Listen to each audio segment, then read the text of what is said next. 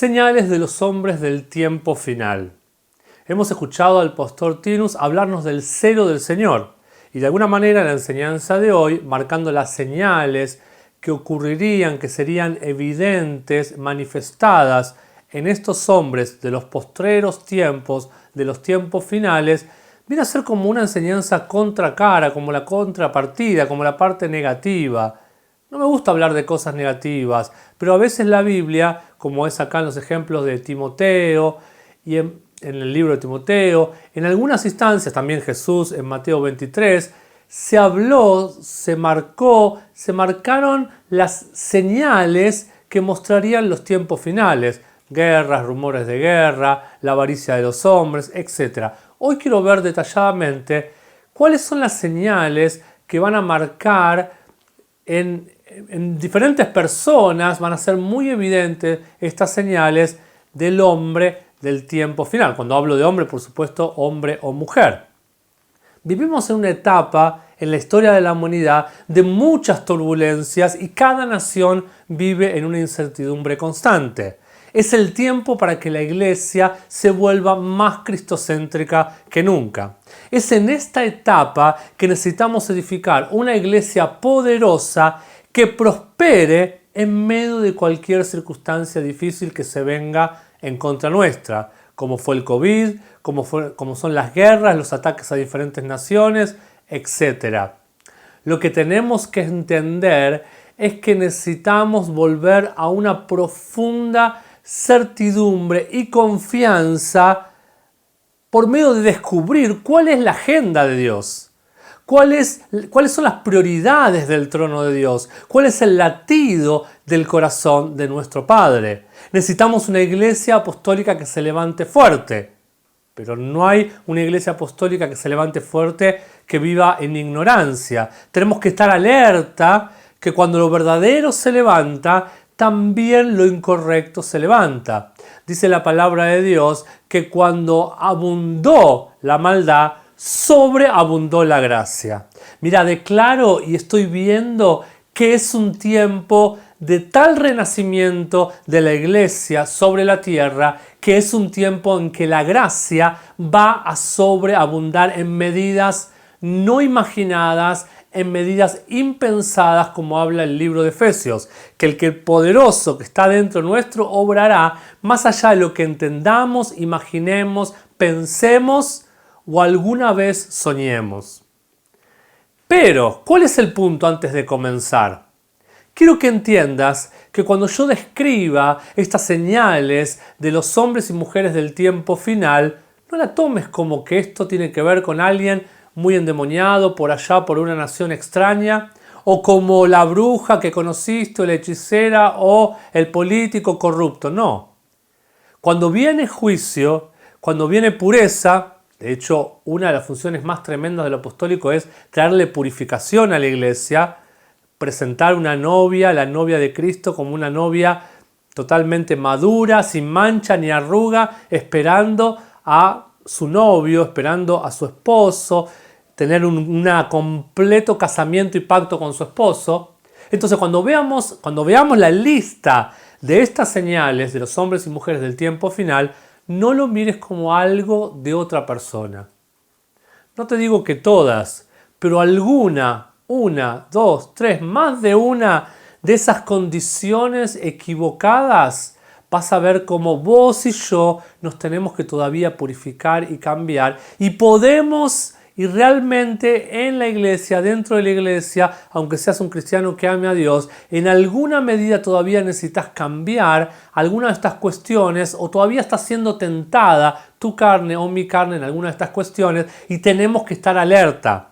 No sea que aquello que señalamos en el no cristiano, no sea que aquello que señalamos en la persona que simboliza o refleja al hombre y mujer del tiempo final, no sea que algunas condiciones erradas de la naturaleza caída del hombre, nosotros también estemos cayendo en eso. Debemos estar muy alertas. Dice el libro de Isaías capítulo 2, versículo 1 y 2, que Dios levantaría un pueblo apostólico. Cuando la Biblia habla de Judá, está hablando de una iglesia que gobierna, de una iglesia apostólica.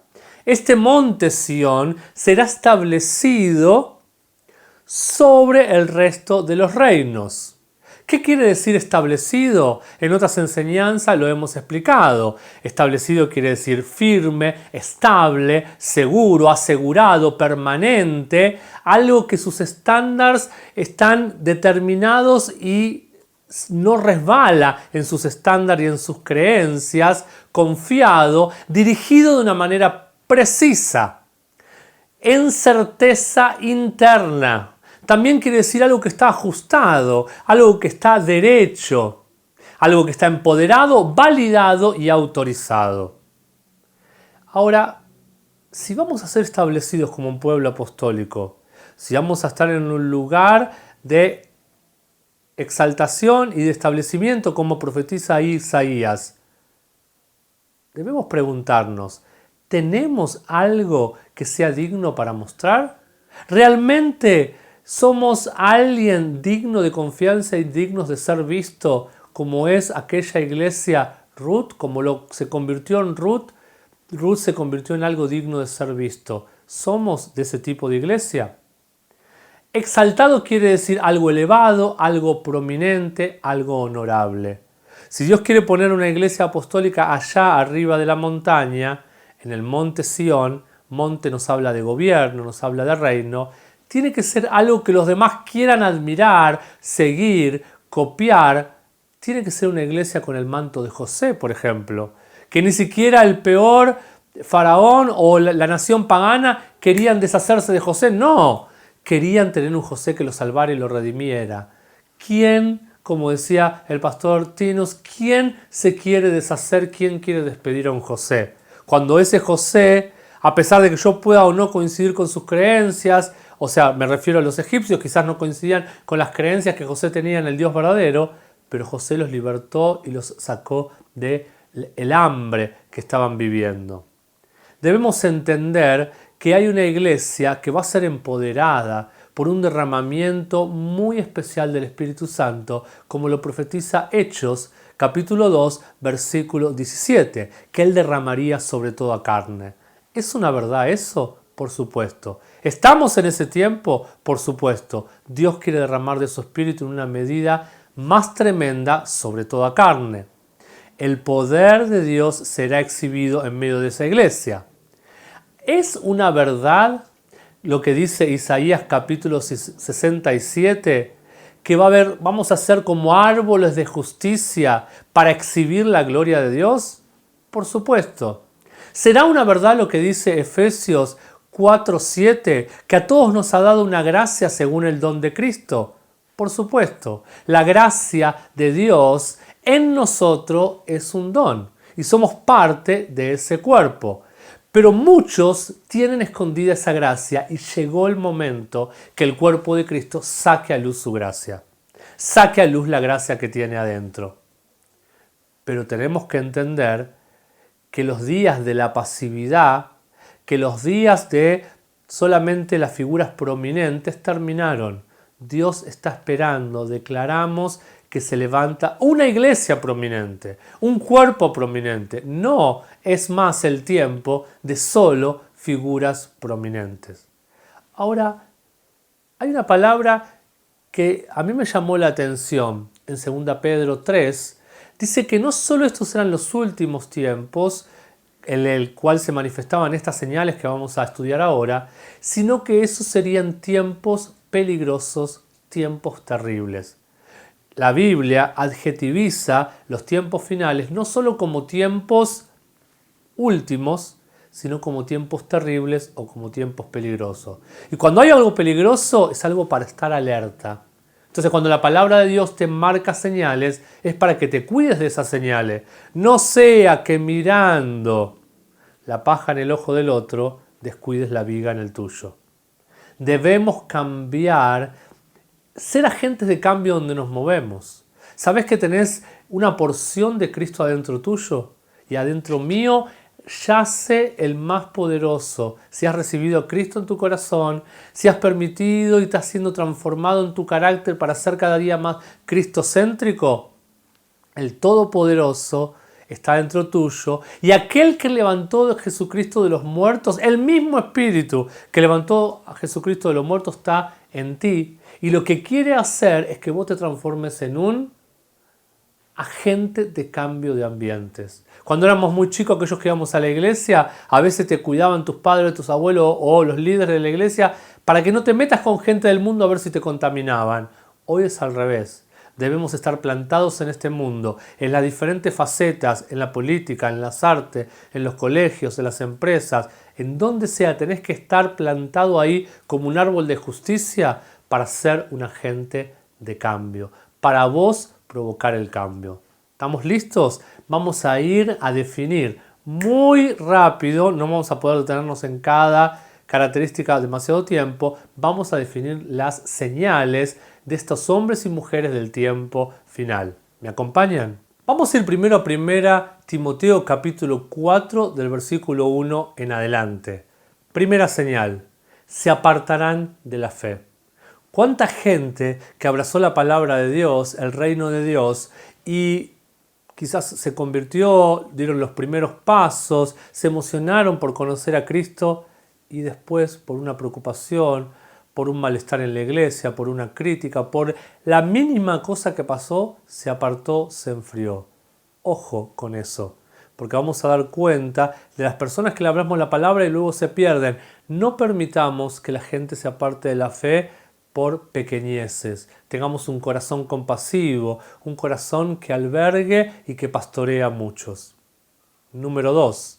Prestarán atención a espíritus seductores y a doctrinas de demonio. Esto sería también trascendente y marcado.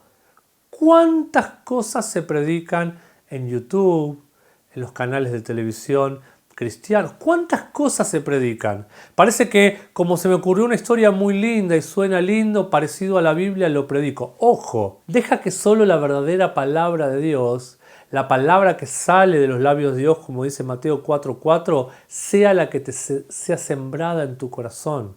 No dejes que historias lindas, me encanta como dice el Nuevo Testamento, algunos dejan seducirse por historias de viejas, fábulas, que pueden sonar muy lindas, pero no ser necesariamente bíblicas. Lo único que va a producir un cambio en tu vida no es la linda historia motivacional que te contó ese predicador famoso que suena muy lindo en la televisión por cómo se viste o por la música que pone detrás cuando está predicando. Lo que produce un cambio en tu vida solamente es la palabra pura, la doctrina pura, volver a la senda antigua, esa doctrina que no puede ser corrompida, esa semilla incorruptible de la palabra de Dios. Tengamos cuidado. Número 3, hablando mentiras en hipocresía. Una de las maneras más terribles de que se muestra esto es cuando predicamos algo y tenemos un mensaje y nuestra vida habla lo contrario. Nuestros frutos hablan lo contrario. El apóstol Santiago dijo que aquellos que hacen eso, de aquellos que no cumplen o no obedecen, se vuelven mentirosos y se engañan a ellos mismos. En otra versión dice que se ridiculizan a ellos mismos. Son payasos espirituales, quedan en ridículo, quedan expuestos, porque todo el mundo se da cuenta que los rodea, que está cercano a ellos, que están hablando algo que es inconsistente y no tiene ninguna coherencia, ninguna correlatividad con su vida personal. No sé si les pasó, pero a mí en este tiempo me está pasando de ver a personas defender causas o decir cosas en contra de otro o decir cosas, uy, esto está re mal, y ellos mismos son los que hacen eso peor que cualquier otro. Hablan mentiras en hipocresía. Número 4. Tienen una conciencia cauterizada. ¿Qué quiere decir que algo fue cauterizado? Algo cauterizado es terrible porque ya no hay posibilidad de cambio. Es como que se aborta la posibilidad de cambio. La palabra les llega, la palabra les es predicada, pero tienen como una coraza, como algo metálico que ya no hace cabida. Jesús lo dijo con los fariseos. Le dijo, mi palabra no tiene cabida en ustedes. Es como que se cerraron en su propio orgullo, en su propia obstinación. ¿Por qué? Porque tanto mentirse a ellos mismos por decir algo y no obedecerlo ni ellos mismos, Decía Jesús también de los fariseos, ustedes ponen cargas pesadas en los otros que ni ustedes mismos las pueden llevar. Pero se mienten tanto a sí mismos que después se creen sus propias mentiras. Y hay gente realmente así, que por años se han dicho una mentira repetida tantas veces, se vuelve algo con poder para que lo crea. Y es algo terrible porque produce una cauterización y ya no me doy cuenta de lo que está bien y lo que está mal. Y vivimos en un mundo así parece. Parece que todo es lo mismo. Parece que todo da igual, que hay muchas alternativas, muchos caminos llevan a Roma, decían por ahí.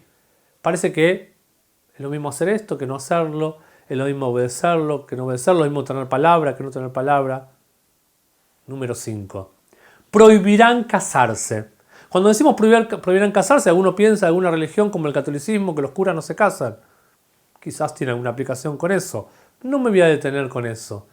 Cuando estudiaba esta palabra pensaba, ¿qué es un casamiento? Un casamiento es un pacto. ¿Qué está sucediendo en el plano natural? Quiero que lo mires desde el plano natural y después del plano espiritual. ¿Qué está sucediendo en las sociedades del tiempo de hoy ya hace como una década? El casamiento, la institución del casamiento como valor social para fundamentar una familia, para comenzar una familia, se ha perdido totalmente. En la época de nuestros padres, aún personas que no conocían a Dios, cuando hacían las cosas medio desordenadas y con respecto a su casamiento, etc., y por ahí se juntaban o tenían hijos antes de casarse, no era bien visto socialmente, aún por personas que no iban a la iglesia. Hoy en día es como que da lo mismo todo, pareciera. Hay una desvalorización tremenda de esa institución que forma un lugar tan importante en una sociedad. Y eso mismo podemos ver el paralelismo en la iglesia. Una relación matrimonial es un pacto. Y Dios está esperando en esta época una restauración de los pactos en la iglesia. Para que haya un pacto de una palabra que se cumpla. Para que haya un pacto debe haber un compromiso entre dos partes. Para que haya un pacto tiene que haber una entrega del uno hacia el otro. Porque pacto tiene que ver también con un contrato.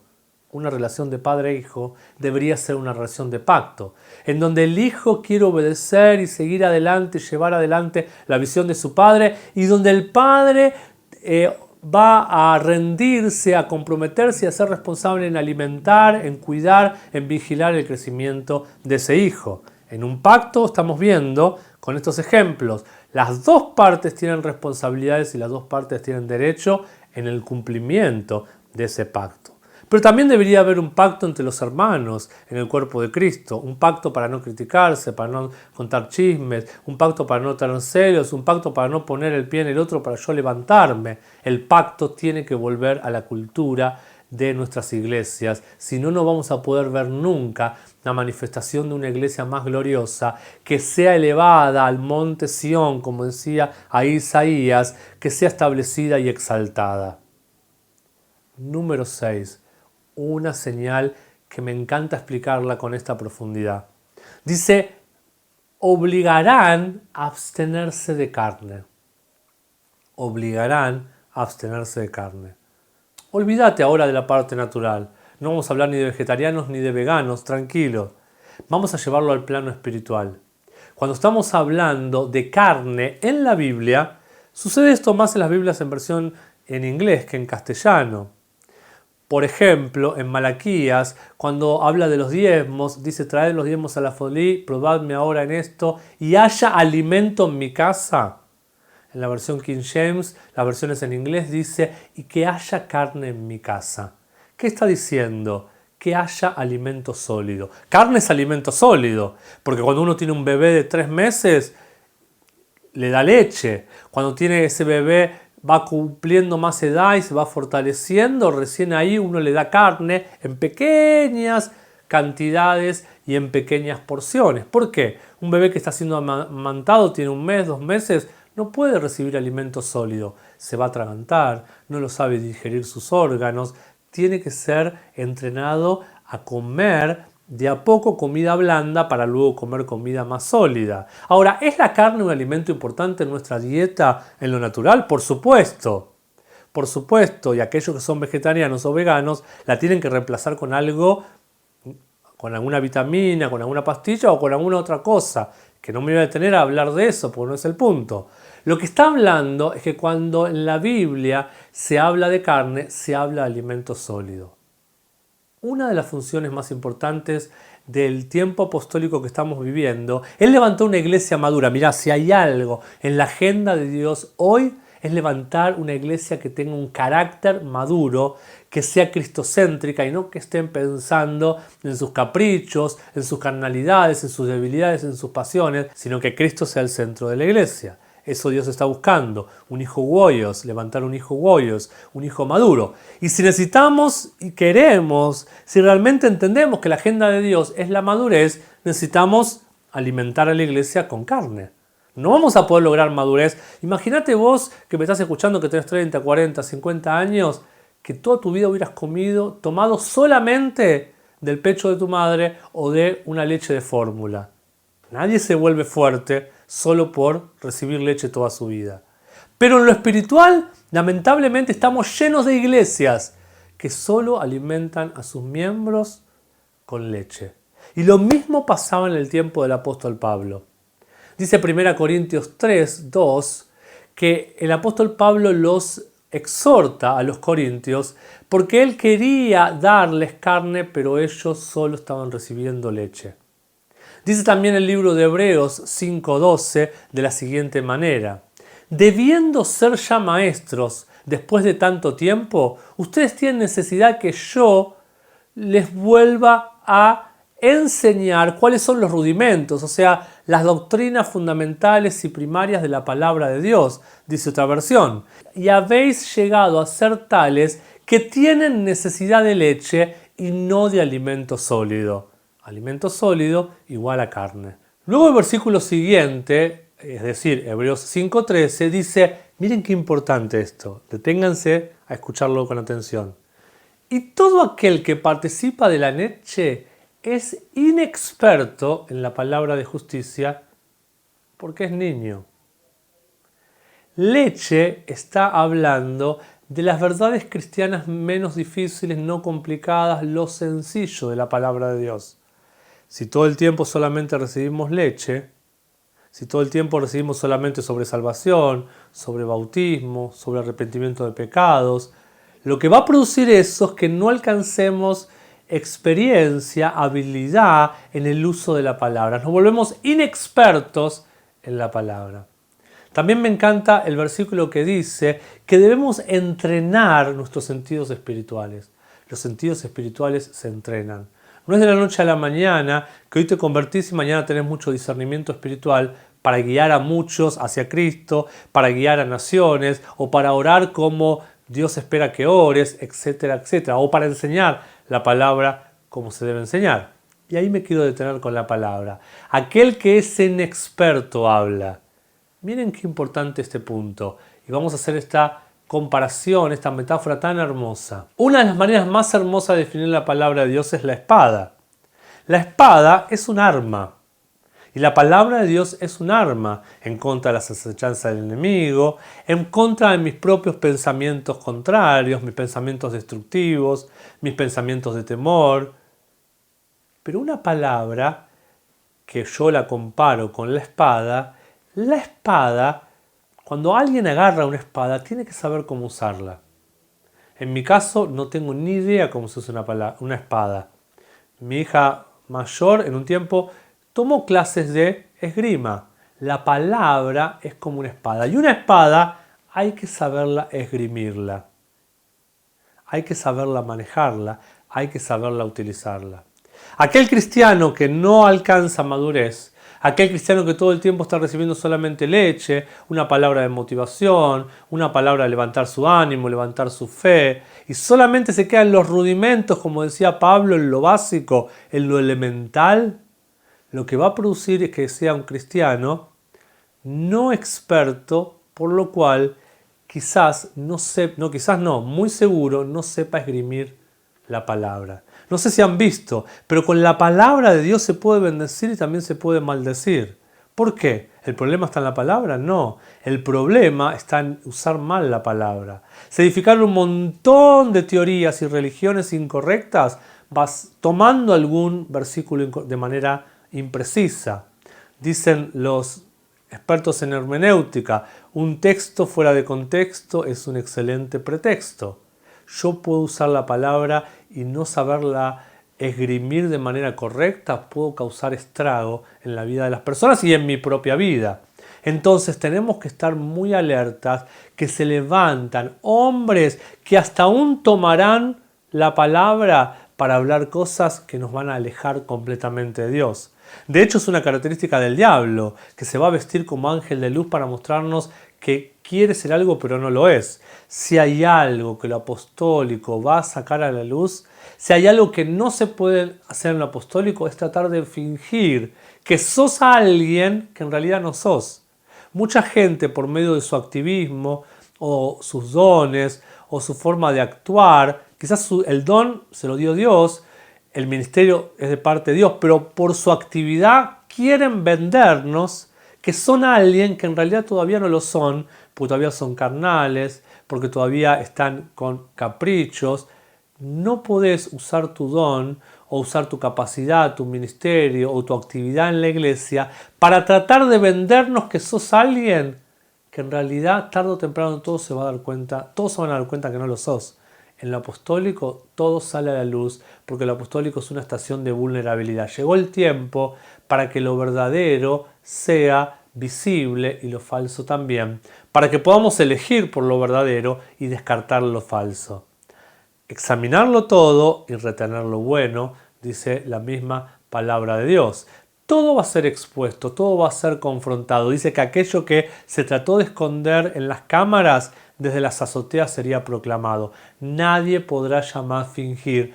Todo saldrá a la luz porque Cristo quiere que lo verdadero sea lo visible y quiere tener una iglesia a la cual pueda ser digna de ser vista, no para el resto de los cristianos solamente, sino para que las naciones digan, vamos y subamos al monte de Jehová. Vamos y subamos al monte de Jehová porque ahí se nos enseñarán sus caminos. Una iglesia que está en un monte alto será una iglesia que hasta el mundo diga, quiero que ellos me enseñen, quiero que ellos me guíen. Ahí está la luz, ahí está la salvación, ahí está el José que nos va a rescatar de estos tiempos terribles que vienen por delante en nuestro país, en nuestra región, en el mundo, en donde sea. Los José se tienen que levantar para que este mundo desesperado de orfandad, desesperado con falta de libertad, desesperado por sistemas faraónicos dentro de la iglesia, en la política, sistemas esclavizantes, sistemas babilónicos, sistemas terribles que ahogan al ser humano. Lo pasó en la época de décadas anteriores, pasa ahora y seguirá pasando. Faraones hubo siempre. Por eso se tienen que levantar los verdaderos José, a quien todos podamos decir, a ellos queremos seguir, queremos tener ese manto, queremos tener ese rescate, esa liberación. O los verdaderos Abraham, que cuando el fuego está queriendo absorber, queriendo terminar con Sodoma y Gomorra, haya un Abraham que diga voy a rescatar a un Lot. Y nosotros podemos decir, Abraham, rescatame, quiero seguir tus pasos, quiero ser tu hijo, quiero ser transformado.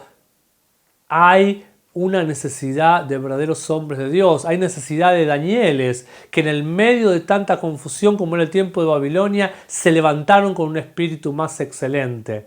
Hay necesidad de Ruth, que cuando ya no había más esperanza porque todo alrededor de ella era muerte, pudo conseguir hacer la conexión de pacto directa con Booz para redimirse a ella y redimir a sus generaciones, de modo tal que se posicionó en la genealogía del maestro. Hay necesidades de Esther, que se levanten y digan, si perezco que perezca, pero no me puedo perder la oportunidad de ponerme en la brecha para libertar a todo mi pueblo. Hemos llegado a ese tiempo, hemos llegado donde como iglesia tenemos que tener esos mantos, tenemos que recuperar esos mantos, no podemos lavarnos las manos, no podemos decir no importa lo que pasa en Ucrania, no podemos decir no me importa que naciones estén llenas de oscuridad, de magia, de hechicería, de mentiras. No podemos hacer más oídos sordos a todas las culturas demoníacas que están en los libros y en los